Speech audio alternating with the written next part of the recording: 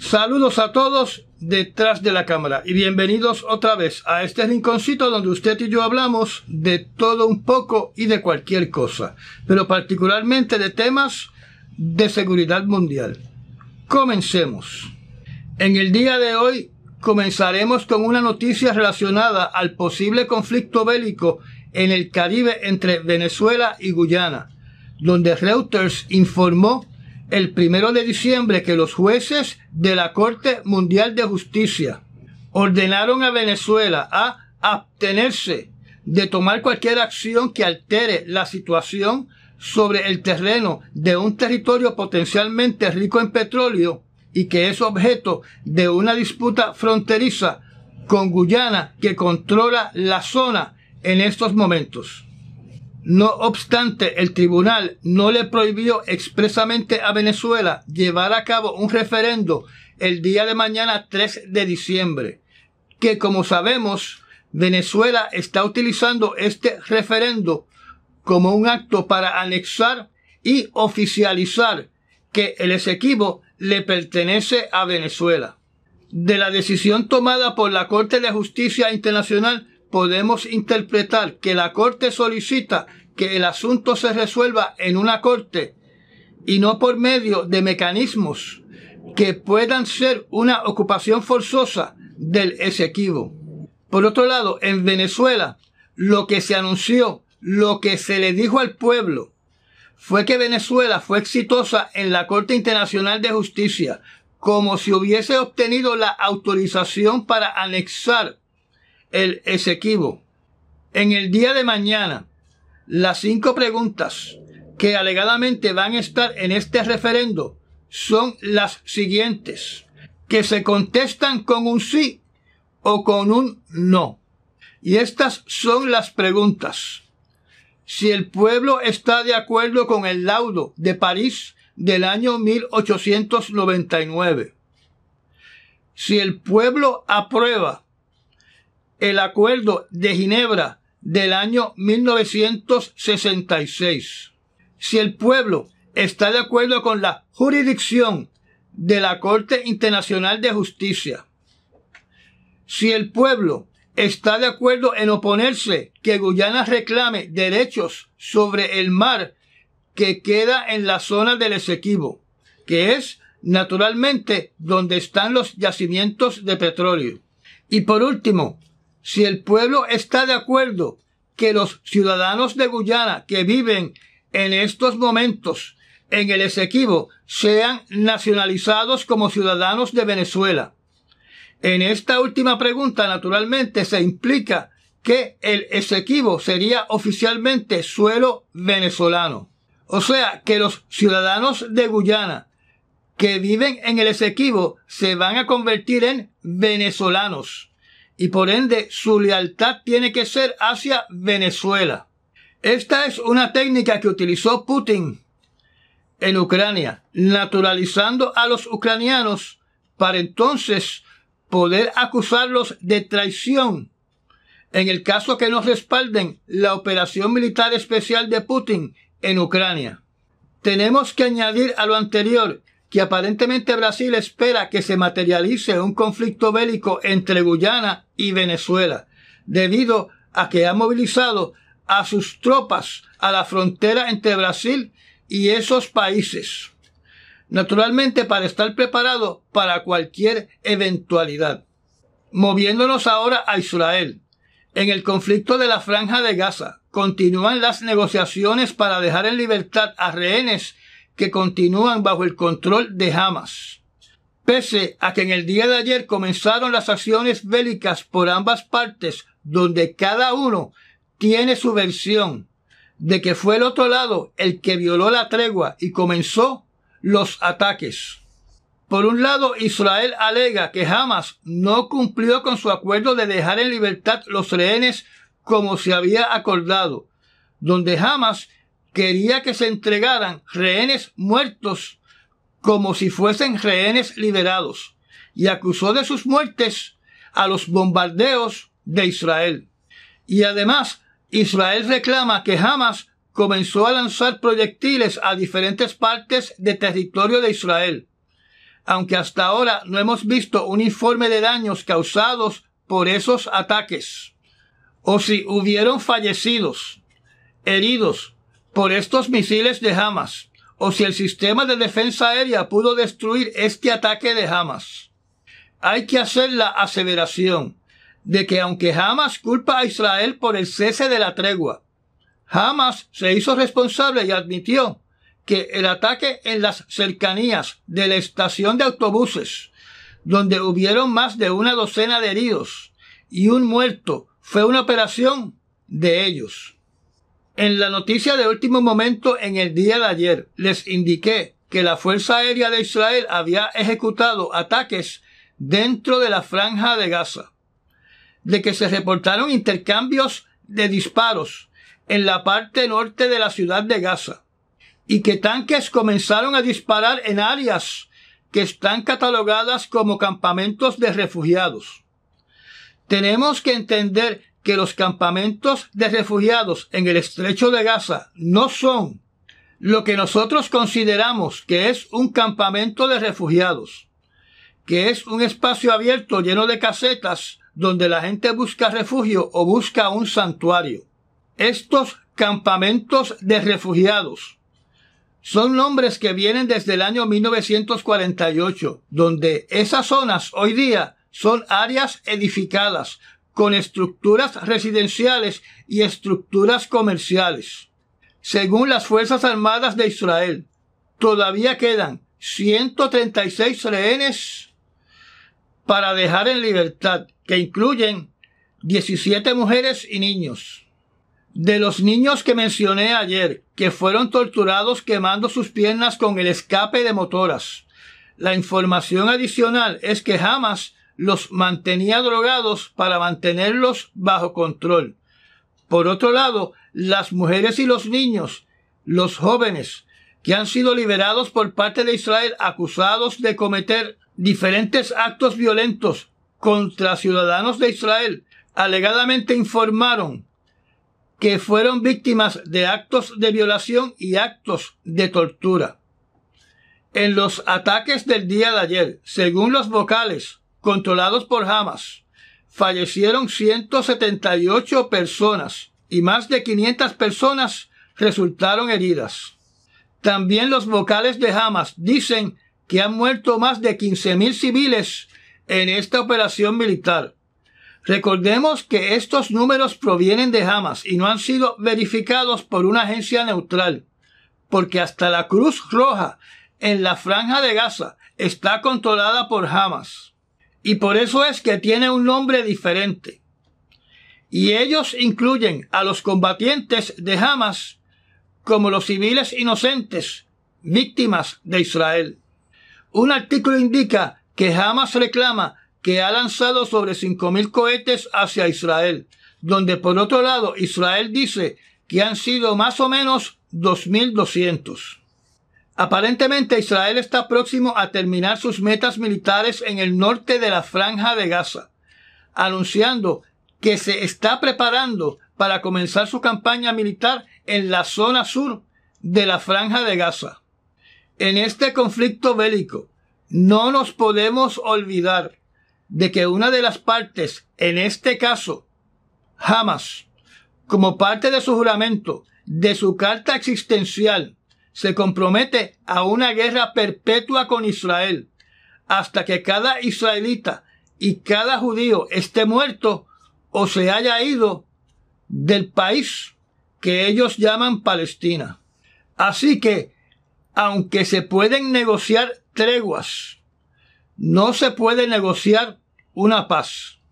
Simultáneamente, durante el día de ayer se reportó que Hezbollah lanzó misiles en contra de localizaciones dentro de Israel y que las Fuerzas Armadas de Israel contestaron el fuego.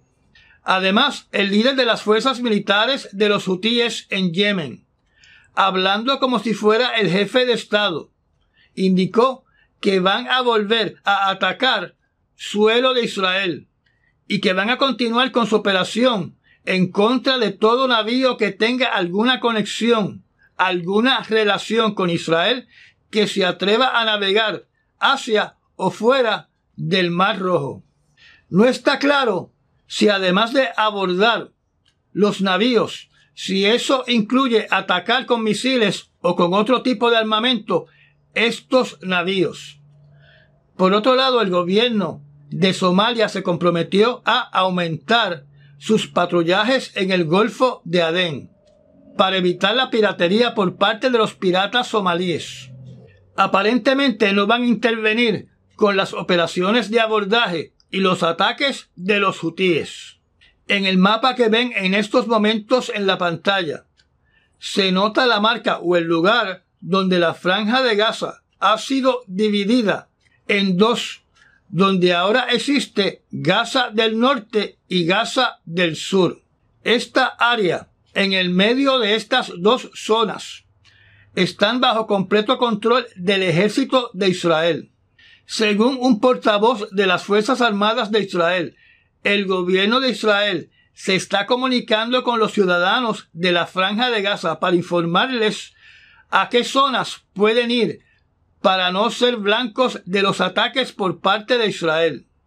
Simpatizantes de Hamas están comenzando a presentar acusaciones como si fuera improcedente, como si debería estar prohibido, como si fuera un acto inhumano y un crimen de guerra, de que Israel esté utilizando inteligencia artificial para conducir sus ataques en la Franja de Gaza.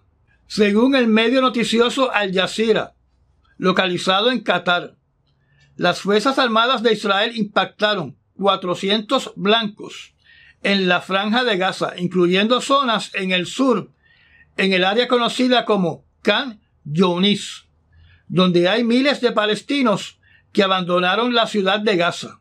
También dice que se le está solicitando a las personas que se vayan a la ciudad de Rafah, que colinda con la frontera de Egipto, en el sur de la Franja de Gaza.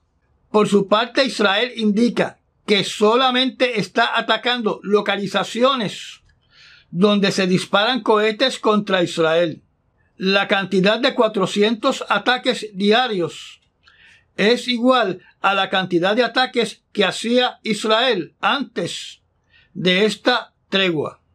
Ahora hablemos un poco de Ucrania, donde en estos momentos el presidente Zelensky está tratando de organizar el plan de defensa y plan de batalla para los siguientes meses de invierno. Se reportó que durante las últimas horas que misiles S-300 diseñados para la defensa aérea de Rusia han sido modificados por el gobierno de Rusia para utilizarse como misiles de tierra a tierra, donde fueron utilizados para bombardear edificios residenciales en diferentes ciudades de Ucrania, dejando a un número no especificado de civiles muertos y heridos, donde los rusos alegan que han podido mejorar su posición en el frente de batalla. En esta próxima noticia van a tener que ser bien pacientes y tolerantes conmigo, ya que voy a mencionar unos nombres estrambóticos. En el ferrocarril Baikal-Amur, en el túnel Vesolov-Severomoisky, en Buriatia, que queda en Siberia Oriental con la frontera de Mongolia. El Servicio de Seguridad de Ucrania, conocido como el SBU, se hizo responsable de un siniestro donde 4 bombas fueron detonadas mientras un tren estaba en movimiento a través de ese túnel. Ese tren aparentemente transportaba armas y equipo bélico. Mientras que por otro lado Rusia no ha calificado este siniestro como producto de un equipo de saboteadores de Ucrania, donde por ahora lo clasifica como un incendio en un tren de carga. Por ahora los trenes rusos que utilizan esa ruta han tenido que tomar un desvío aumentando el tiempo de transporte. La importancia de este incidente, que bloqueó por lo menos temporariamente este túnel, es que estas son las vías férreas que se utilizan para traer armamento desde Corea del Norte, donde aunque el sistema de trenes no ha sido destruido, se atrasa la entrega de estos armamentos. También se utiliza para traer armamentos de China y armamentos de las fábricas rusas que están en el este del país. Según el medio noticioso político, no solo se afectó una de las vías de tren que conectan el oeste de Rusia con el extremo este del país, sino que también otro cruce de trenes fue víctima de bombas colocadas por los saboteadores ucranianos. En Moscú, el presidente Putin ha solicitado que se incremente el número de soldados de las Fuerzas Armadas de Rusia, con más de 100.000 soldados adicionales. Según las últimas informaciones, el mapa que están viendo en estos momentos en la pantalla muestra las zonas donde Rusia reclama que tiene absoluto control de Donbass. En estos momentos, los conflictos más sangrientos se están desarrollando en la ciudad de Avdiivka, como he mencionado anteriormente, al norte de Donetsk.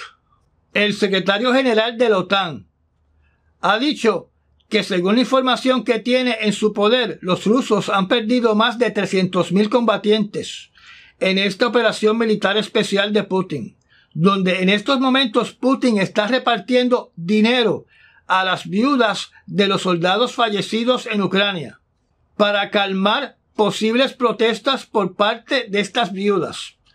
Y además, recordándole al pueblo que oponerse o criticar la operación militar especial de Putin en Ucrania es un crimen. También se informó que el gobierno de Rusia se hizo responsable por el envenenamiento de Mariana Budanova, confirmando que fue un intento de asesinato en contra de Kirilo Budanova, esposo de Mariana y jefe de la agencia de inteligencia de las Fuerzas Armadas de Ucrania.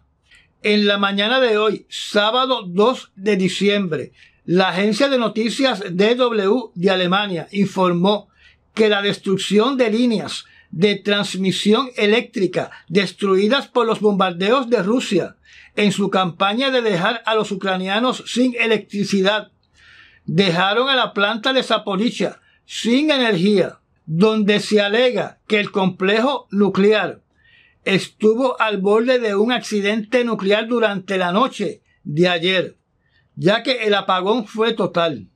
O sea, que por poco tenemos otro incidente como Chernóbil, con la gran diferencia de que la planta nuclear de Zaporizhia, o mejor dicho, el complejo nuclear de Zaporizhia, tiene 6 reactores nucleares para mantener al señor Alexei Navalny, líder del partido opositor más poderoso en contra de Vladimir Putin, en la cárcel hasta el día de su muerte. Se han presentado nuevos cargos en su contra.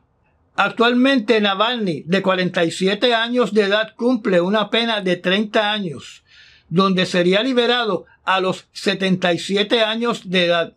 Y ahora posiblemente con los nuevos cargos no salga de la cárcel hasta después de sus 90 años. En otras palabras, Putin se quiere asegurar de que esta persona no salga con vida de las prisiones rusas.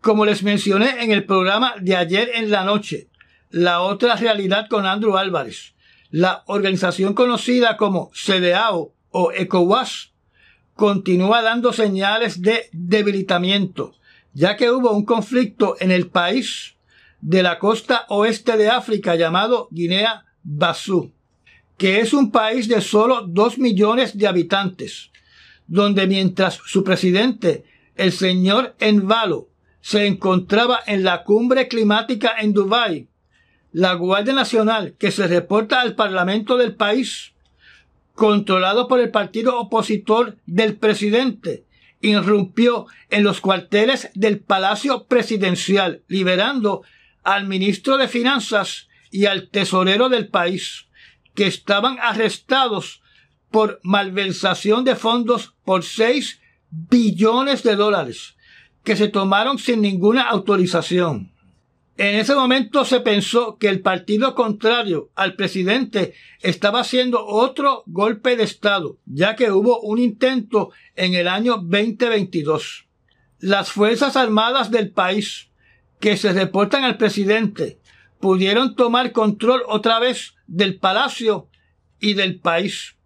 Y aparentemente pudieron arrestar otra vez al ministro de Finanzas y al tesorero.